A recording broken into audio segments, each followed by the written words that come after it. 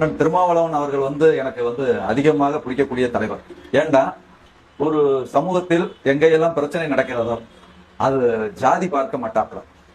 பொதுவான ஒரு தலைவரா தன்னை நிறுத்திக் கொள்றதுக்காக எந்த ஒரு பிரச்சனை நடந்தாலும் சென்னை உயர் நீதிமன்றத்தில் எதற்காக அவர் வர வேண்டிய காரணம் என்றால் சுப்ரீம் கோர்ட்ல நீதிபதியை செருப்பாதற்காக அந்த இடத்துக்கு வந்திருந்தாங்க. அந்த சுப்ரீம் கோர்ட் நீதிபதிக்கு இந்த நிலைமையா இருக்கும் போது நம்ம இறங்கி போராடணும்ன்றக்காக ஒட்டுமொத்த லாயர் வழக்கறிஞர்கள் அங்க வர்றாங்க.